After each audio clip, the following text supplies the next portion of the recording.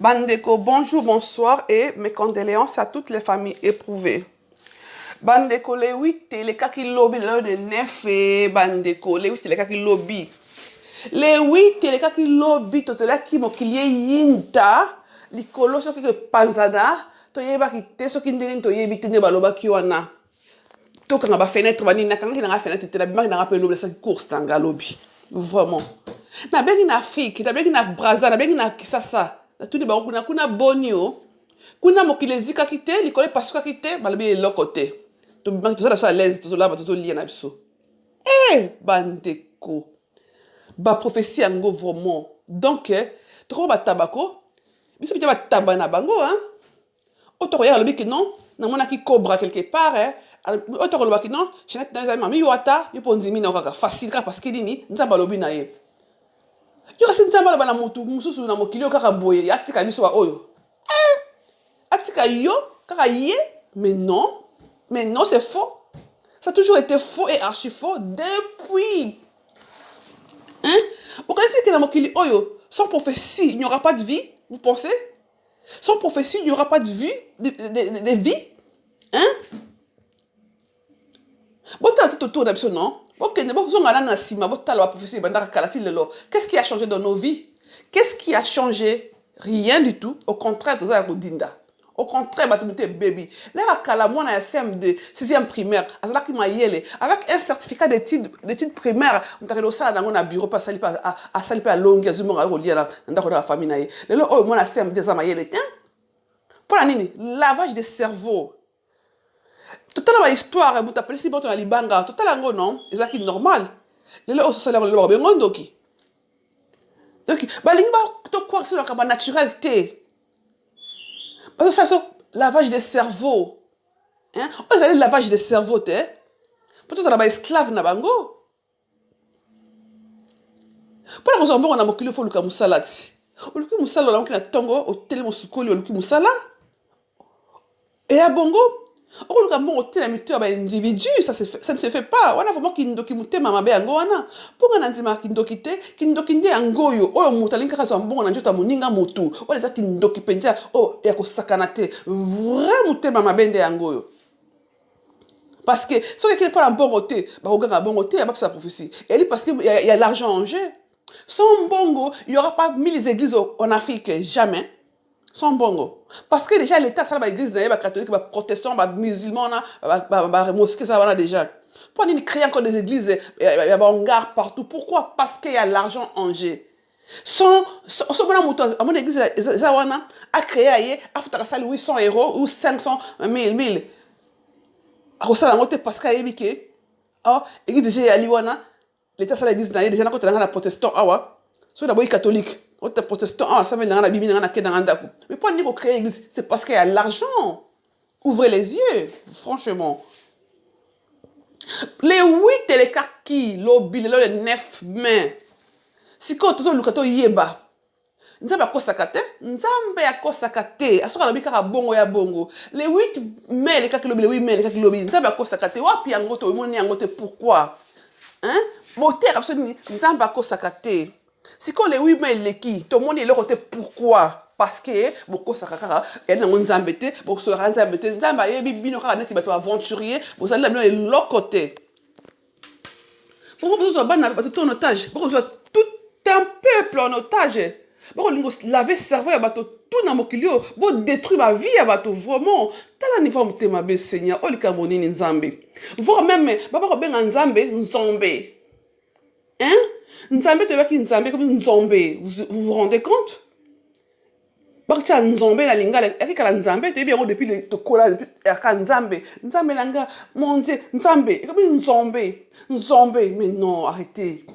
Voilà tout pour nini trafic d'influence mais na kombo ya nzambe. Muta ala bouton est pas mbatté. Muta ça na pote juste la tête boye, pote ça mais arrêtez. Les 8 et les 4 kilos billes, le 9, tout le monde était pourquoi? Nzamba kosakate. Boni bwe bandeko. Toko za la vie oti wapi.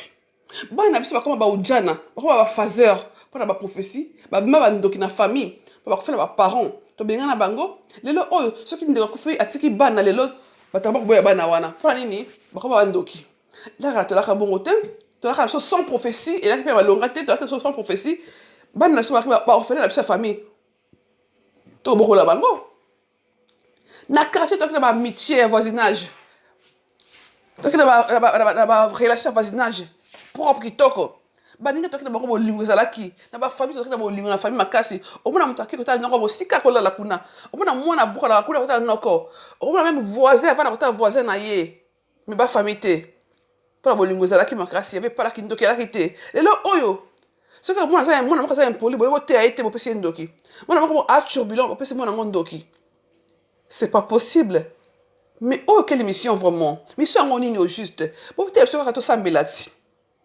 boteya biso l'amour du prochain tokoluka toyebezala l'amour du prochain tosangi nde bolingo na kati na biso yango wana tozomona mpasi yango tozoyinana bolingo te yango esali ke moto atele baloba le 8 mai ekoyinda parce que asangi bolingo na kati na ye aza motema mabe alinga kopesa baninga zoba baninga babangabanga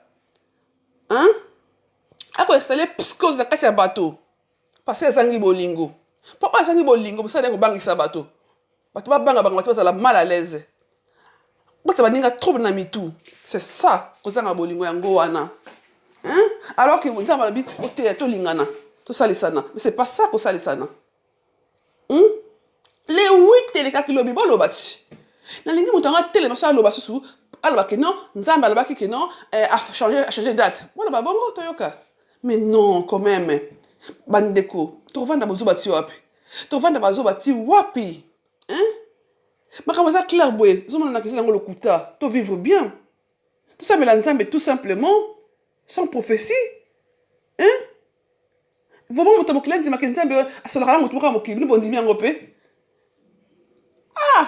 nayebi te franchement yonga nayebi te franchement vraiment toboni que les 8 heures une fois encore ils nous ont menti bayebaka corona te tanga yaka bayebaka te les 8 mpe baka créer mpe les 8 bayokaki ke elaki peut-être éclipse elaki peut-être éclipse engaki yinisa mokili mais éclipse yango sauf ke bandaki eyaki nango plutôt na bamboka mosusu toboni yango na bainternet mboka mosusu awa eleki te bakoto eleki te sa braville mpe eleki te bangola mpe eleki te tomoni yango alors yo ozalaki na plan na yo opesa programme oyo bamétéo ekoma ya yo koma nini molimo ya nzambe tomonaka souvent météo alobi ke non mbula ekonoka enokaka mpe soit enoki moke soit enoki mpe ya makasi koleka ou bien edoki kaka na niveau alobaki wana soit mpe edoki te balobi ke nini eraté et puis tomonaka météo ntango alobaka la plupart ezalaka toujours ya vrai mais balobaka toujours ke non elaka pas 100% elekana mais bino bopesaka prophétie depuis kala tomona ata moko te tomona ata moko te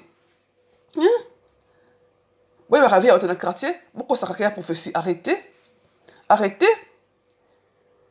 tozovi biso na réalité te kana ba esprit c'est quoi bato bandimaka ba esprit yango siko baloba nanga sikoyo vie na bango echange na nini biso tondimaka te na bango tozaka ndenge moko bango bandimaka te komi kutu malade ya motu bato bakomi presque liboma bato presque bakobangabanga kokwa na makambo ezanga ntina mpona nini bapasteur pasteur mission ezalaka na mokili koteya moto bolingo normalement koteya moto kobanga nzambe yaka te koteya moto teke nini bakangaki bakozoloka yo mari de nuit ezalaka bongo te but ya kosambela ezalaki bongo te but ya kosambela lelo oyo échange badéforme mate ya nzambe okobanga nzambe kutu nzambe franchement c'est pas possible c'est vraiment triste vraiment balindinga bofungola misoko bofungola miso bandeko na ngai tokozala bazoba boye ti wapi tozala kata buzoba oyo ti wapi likambo ezomona na claque eza buzoba eza lokuta mais bozondima kaka vraiment